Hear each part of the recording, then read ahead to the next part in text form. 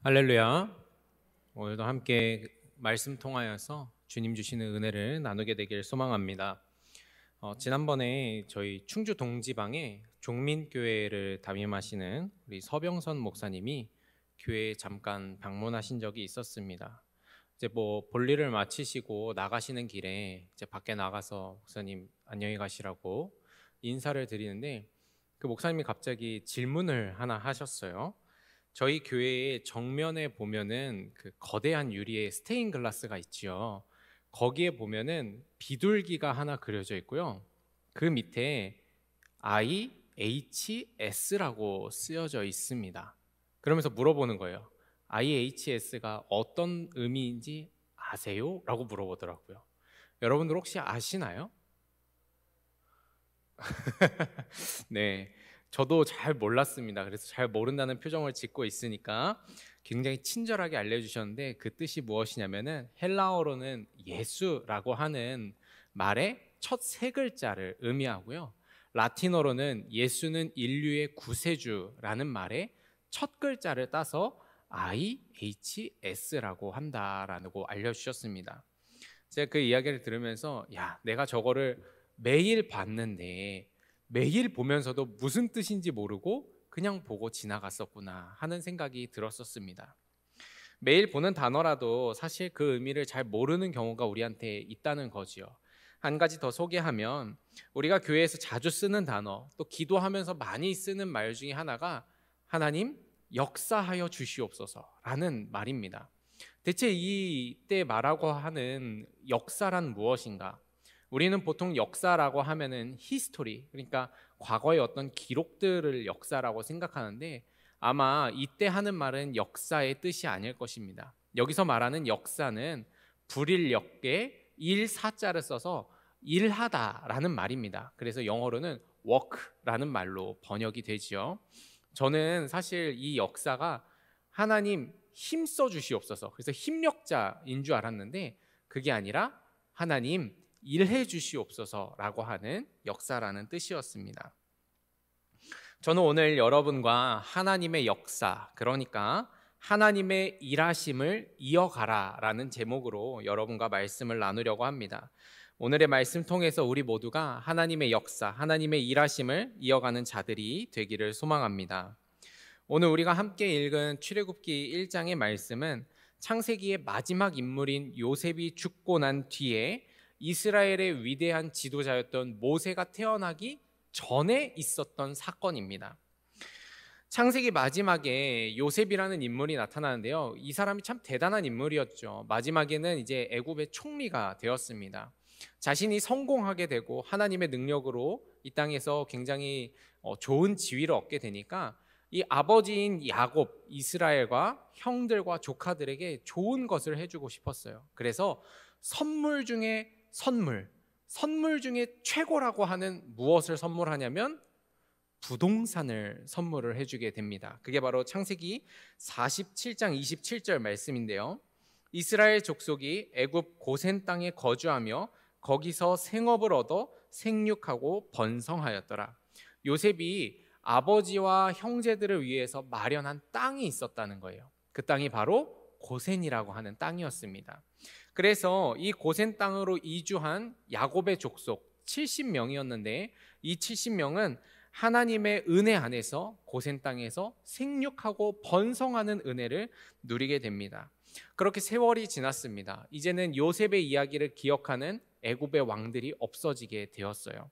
어느 날 애굽의 왕 바로가 고센 땅을 보니까 애굽 사람이 아니라 다른 민족이 살고 있었습니다. 그것도 조금만 살고 있는 게 아니라 굉장히 많은 사람들이 살고 있었던 거지요.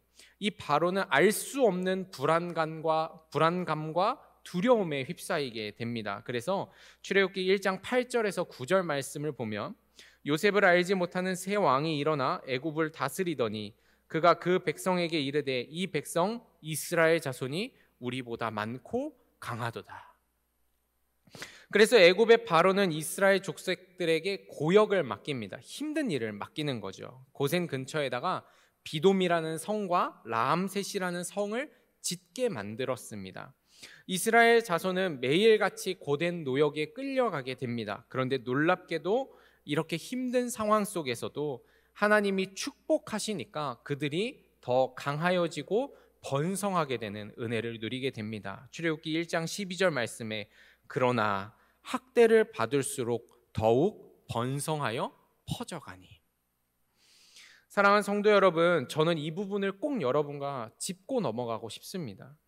여러분, 상황이 힘들어도, 환경이 힘들어도, 고난과 어려움의 역경 속에 머물지라도 하나님이 축복하시면 번성하게 되고 강하여지고 생명력을 얻게 될 줄로 믿습니다.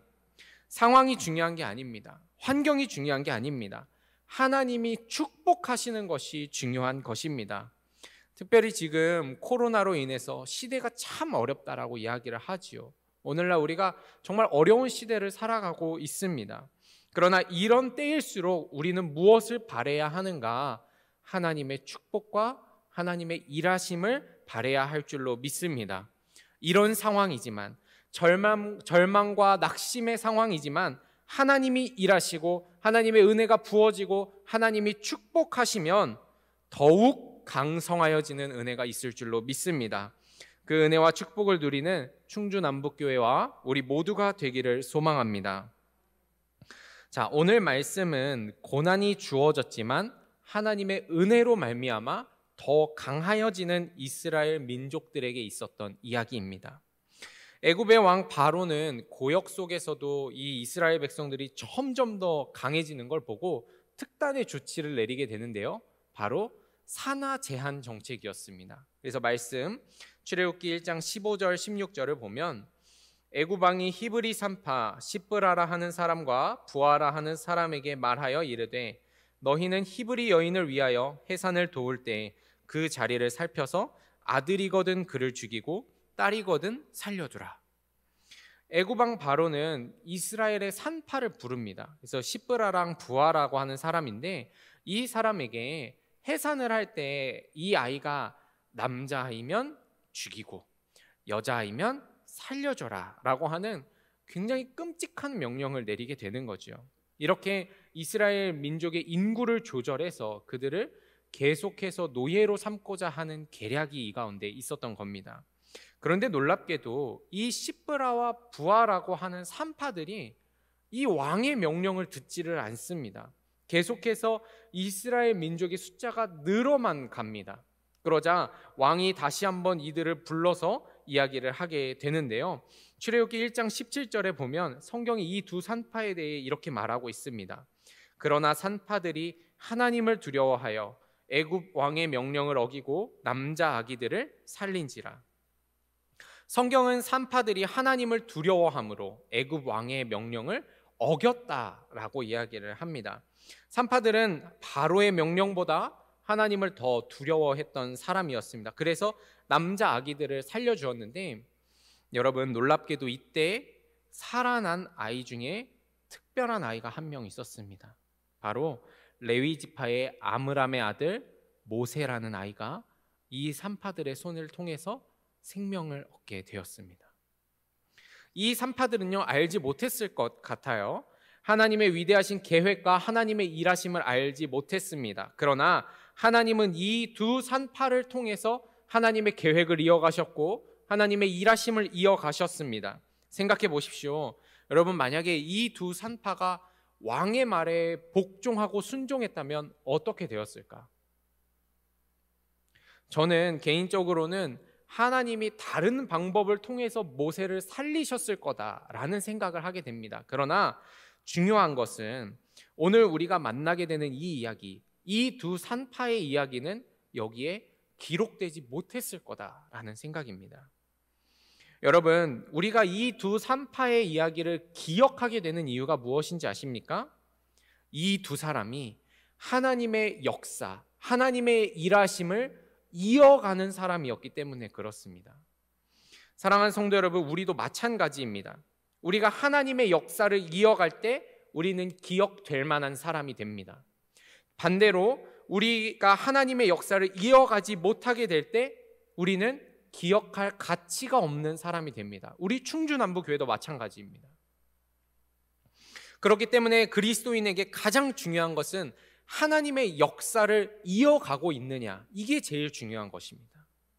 세상에서는 중요한 사람들을 기억합니다. 어떤 엘리트, 대통령, 왕, 장군, 부자, 이런 사람들을 세상에선 기억합니다. 그래서 수많은 사람들이 돈을 많이 벌어야 된다, 권력을 가져야 된다, 왕이 되어야 된다, 지도자가 되어야 된다, 이런 이야기를 계속합니다. 그러나 믿음의 세계는 완전히 다른 방식으로 작동합니다.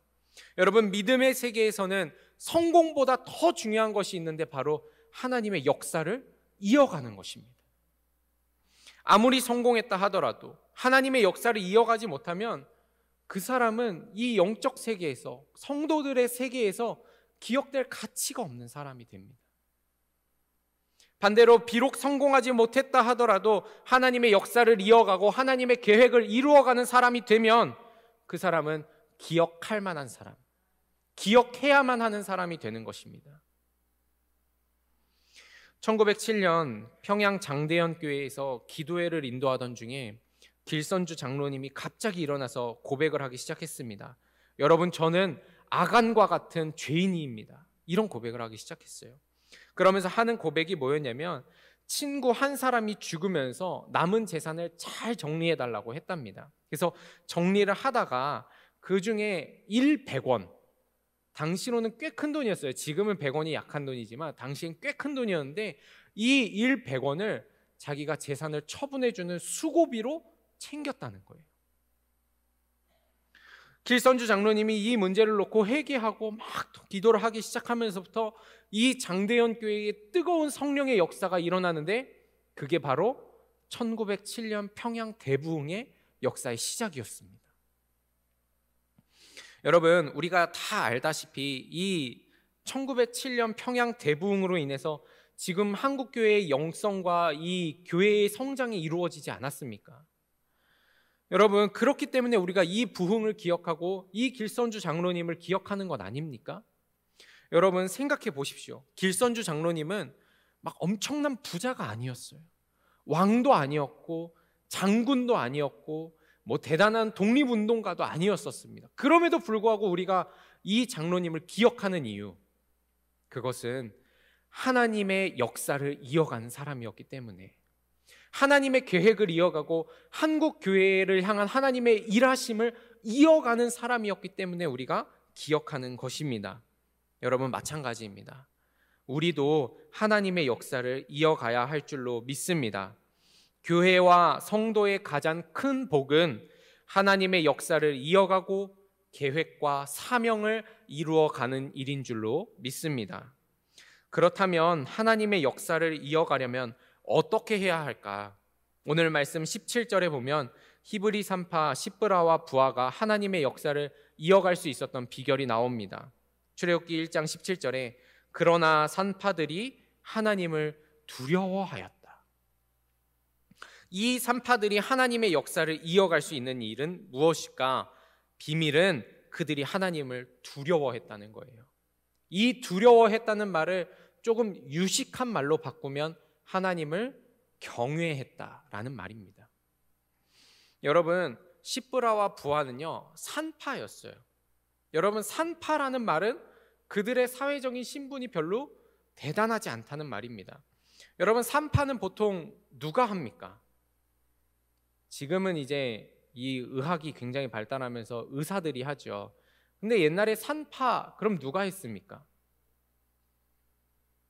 보통 아줌마가 했죠.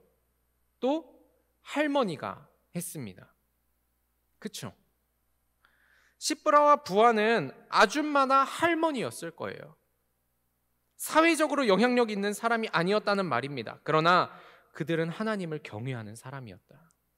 하나님을 경외하는 사람이니까 하나님이 그를 통해서 역사를 이어가셨다. 하나님이 아줌마인 시브라와 부하를 택한 이유는 그들이 하나님을 경외했기 때문이라는 사실이지요. 마찬가지로 우리가 하나님의 역사를 이어가는 성도가 되고 교회가 되기 위한 딱 하나의 조건이 있다면 무엇인가? 하나님을 경외하는 마음, 하나님을 두려워하는 마음인 줄로 믿습니다. 그렇기 때문에 우린 물어봐야 됩니다. 여러분, 우리는 하나님을 두려워하고 있습니까? 여러분, 하나님을 정말 경외하고 있습니까? 두려워한다는 건 무엇인지 아십니까? 사로잡힌다는 거예요. 두려움에는요, 한 가지 속성이 있는데 바로 사로잡는 속성이 있습니다. 그래서 하나님이 계속해서 두려워하라, 경외하라 이 말씀을 하시는 거예요. 2011년 12월 17일 북한 최고위원장이었던 김정일 국방위원장이 열차에서 과로로 사망했다는 뉴스가 떴습니다. 제가 당시에 군 복무를 하고 있었거든요. 제가 있던 부대는 강원도 화천 27사단 꽤나 전방에 있는 부대였습니다. 기사가 터지기도 전에 갑자기 온 부대의 사이렌이 울리고 총을 꺼내라는 거예요. 총을 꺼냈습니다.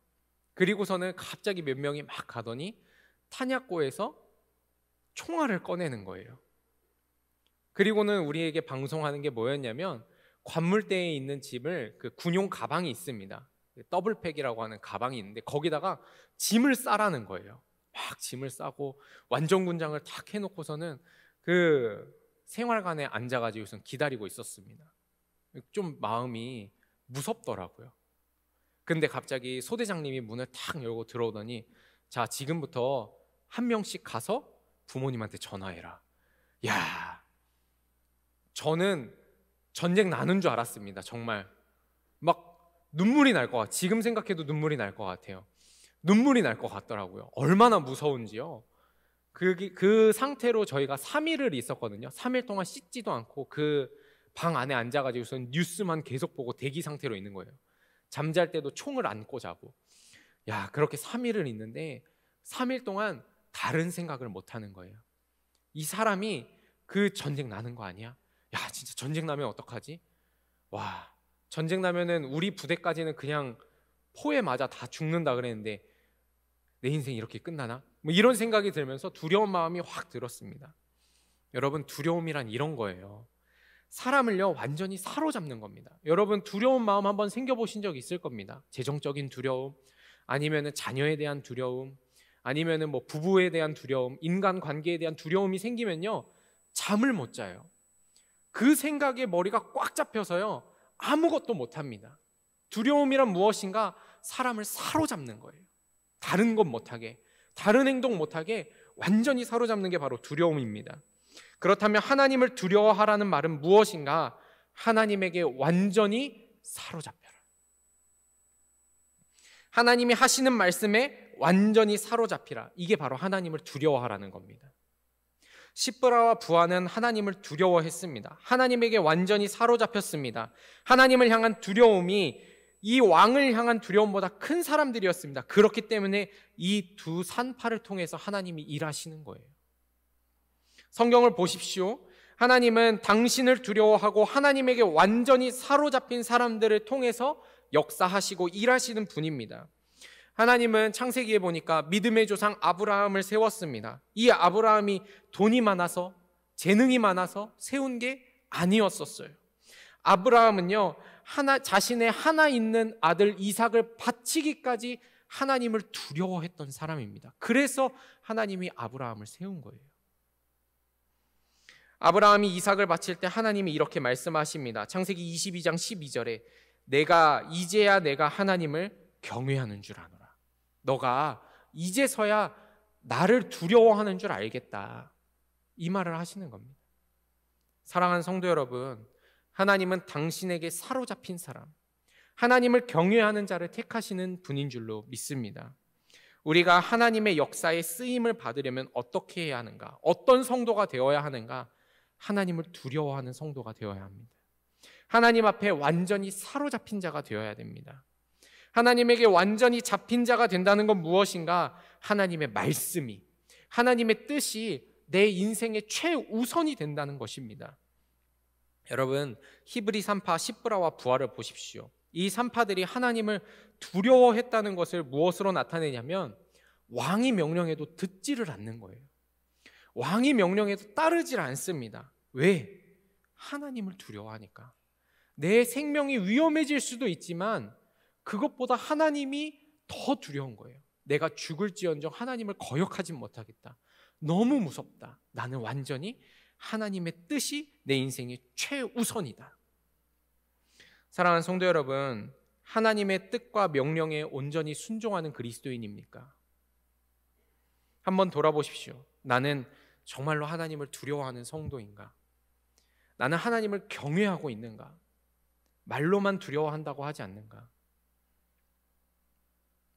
내가 지금 하나님의 명령과 말씀을 지키는 것으로 인해서 실제적인 손해를 경험하고 사회적인 불이익을 경험하고 어쩌면 생명까지 위험해질 수 있다 하더라도 나는 주님, 내가 주님을 두려워하는 마음으로 지키겠습니다. 이런 각오가 나에게는 있는가? 사도 바울은 빌립보서 2장에서 예수 그리스도의 구원의 역사에 대해서 고백합니다. 하나님과 동등한 분이신 예수 그리스도께서 이 종의 형체를 입으시고 이 땅 가운데 오셔서 십자가에 죽기까지 순종하시고 그 순종으로 우리의 구원을 이루셨다라고 말합니다. 그리고 사도 바울이 그 구원의 역사 끝에 빌립보 교인들에게 하는 권면의 말씀은 오늘 우리가 나눈 이야기, 하나님을 두려워하라, 이 말씀입니다. 빌립보서 2장 12절 봅시다. 그러므로 나의 사랑하는 자들아, 너희가 나 있을 때뿐 아니라 더욱 지금 나 없을 때에도 항상 복종하여 두렵고 떨림으로 너희 구원을 이루라. 그렇습니다. 여러분, 구원은요, 두려움으로 이루는 겁니다.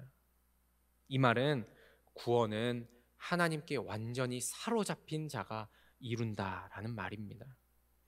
예수 그리스도의 십자가를 통해 드러난 하나님의 사랑에 완전히 사로잡혀야지 구원이 이루어지는 줄로 믿습니다. 사랑하는 성도 여러분, 하나님을 두려워하는 성도가 되십시오. 복음에 완전히 사로잡힌 성도가 되시길 바랍니다. 복음에 사로잡힐 때에 능력이 나타납니다. 시브라와 부하는 평범한 산파였습니다. 미약한 사람, 평범한 사람, 부족한 사람이었습니다. 그러나 그들이 하나님을 경외하는 마음을 가지고 하나님께 온전히 사로잡힌 자가 되었을 때 하나님은 이 산파를 통해 역사를 이어가신 줄로 믿습니다. 그렇다면 하나님이 이들을 통해서 행하신 역사는 무엇인가? 마지막 20절, 21절을 보십시오. 하나님이 그 산파들에게 은혜를 베푸시니 그 백성은 번성하고 매우 강해지니라. 그 산파들은 하나님을 경외하였으므로 하나님이 그들의 집안을 흥왕하게 하신지라. 성경은 이 산파들을 통해서 이스라엘 민족이 번성하고 강하여졌다라고 말합니다. 하나님을 경외하는 두 사람이 민족을 살리는 사람이 된 줄로 믿습니다. 여러분, 우리 교회에도 시브라와 부하와 같은 두 사람이 있기를 소망합니다. 그래서 우리 교회에 있는 그 두 사람으로 말미암아 민족이 살아나고 우리의 민족이 다시금 부흥을 얻고 성장하게 되는 은혜와 역사가 있기를 소망합니다. 그 사람이 내가 되기를 위해 기도하십시오. 더 나아가 하나님이 그 집안을 일으켜 세웠다라고 말씀하십니다. 여러분, 생각해 보십시오. 산파가 돈을 벌면 뭐 얼마나 많이 벌겠습니까? 또 애굽의 민족 전체가 노예였는데 뭐 집안이 일어나면 얼마나 뭐 대단하게 일어나겠습니까? 그런데 하나님이 은혜를 베푸시고 하나님을 경외하는 자가 우리 집에 머무를 때 집안이 일어서고 가정이 일어나는 역사가 있게 되는 것입니다. 여러분, 내가 하나님을 경외하는 자가 되면 우리 집안이 일어나게 될 줄로 믿습니다. 내가 하나님을 경외하면 하나님이 나를 축복의 통로로 사용하셔서 우리 가정이 회복되는 은혜가 있을 줄로 믿습니다. 그리고 마지막으로 하나님을 경외하는 자를 통해서 하나님은 구원의 역사를 이루어 가십니다.